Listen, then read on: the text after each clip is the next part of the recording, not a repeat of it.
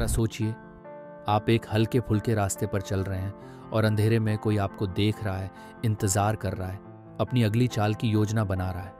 आपके मन में सवाल उठता है, कोई अपराध क्यों करता है? क्या यह हताशा है, पागलपन है, या फिर कुछ और गहरा?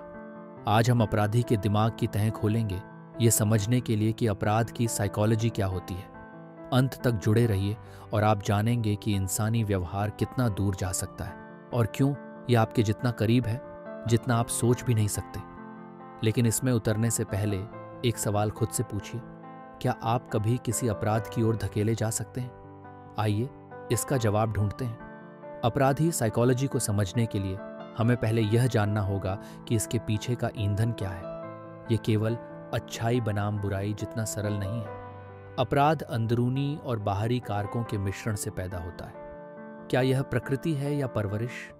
कुछ मनोवैज्ञानिक मानते हैं कि कुछ लोग अपराध की प्रवृत्ति के साथ जन्म लेते हैं। अध्ययन बताते हैं कि कुछ जेनेटिक गुण उन्हें अधिक आक्रामक या आवेगी बना सकते हैं। वहीं दूसरी ओर एक परेशान करने वाला बचपन, हिंसक वातावरण या अत्यधिक क्रूरता का सामना अपराधी प्रवृत्तियों को बढ़ावा दे सकता है। लेकिन असली चौंकाने वाली बात यह है कि कभी कभी यह दोनों का घातक संयोजन होता है।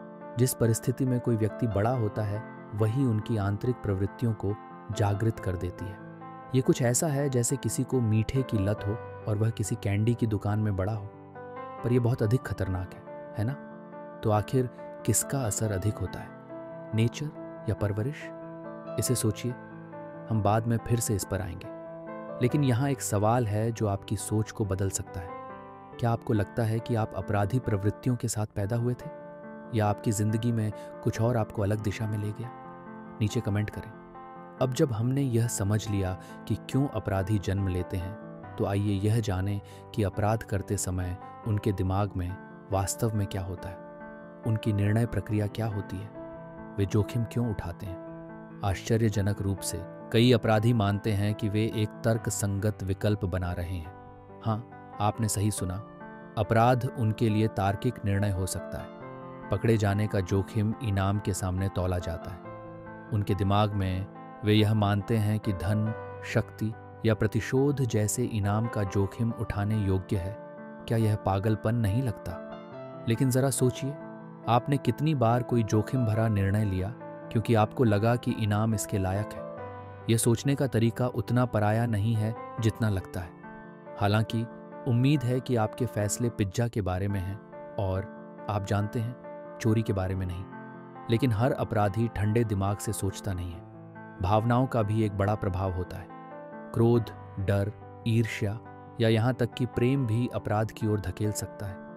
भावनात्मक उबाल वाले अपराध, जहाँ एक पल में भावनाएं फट पड़ती हैं, सबसे हिंसक होते हैं। जरा उस पल के बारे में सोचिए जब आप इतने गुस्से में थे कि आप लगभग नियंत्रण खो बैठे थे।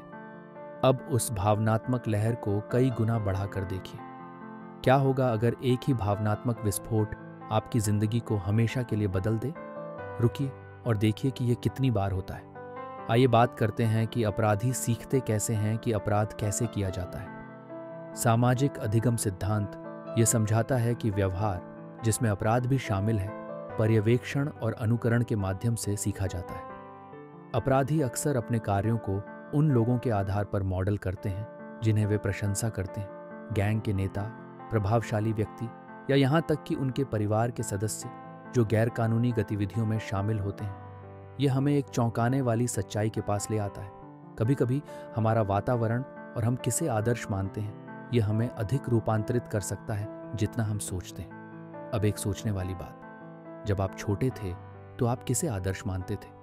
क्या उन्होंने आपको ऐसी दिशा में प्रभावित किया जिसकी आपको कभी जानकारी नहीं हुई? नीचे कमेंट करें। मानसिक बीमारी अपराधी साइकोलॉजी का एक महत्वपूर्ण पहलू है।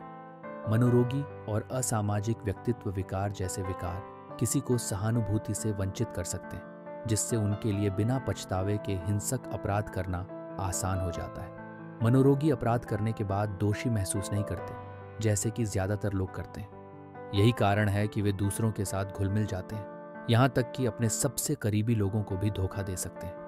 लेकिन यहाँ दिल दहला देने वाली बात यह है, हर अपराधी बिना सहानुभूति के जन्म नहीं लेता। कुछ लोग इसे खो देते हैं, उनकी मानसिक स्थिति इतनी बिगड़ जाती है कि वे खुद को भी पहचान नहीं पाते। यही तो अपराध को दुखद बनाता है। कभी कभी यह टूटी हुई मानसिकता का परिणाम होता है, न कि टूटी हुई आत्मा का।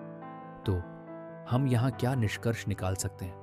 तर्क, भावना या मानसिक विकार के कारण पैदा हुआ अपराध जटिल है और इंसानी साइकोलॉजी में गहरे तक जड़ें जमाए हुए हैं। कोई व्यक्ति अपराध की सीमा कब लांघता है, इसका कारण व्यक्ति जितना ही विविध है। लेकिन जरा सोचिए, कुछ अपराधी सिर्फ अपने पीड़ितों को प्रभावित नहीं करते, वे पूरे देशों को बदल देते हैं। जैसे कि पाब्लो एस्कोबार। उसने सिर्फ अपराध ही नहीं किए, उसने इतिहास को फिर से लिखा। जानना चाहते हैं कैसे? स्क्रीन पर दिखने वाले वीडियो पर क्लिक करें और देखिए कि कैसे पाब्लो एस्कोबार ने दुनिया को हमेशा के लिए बदल दिया।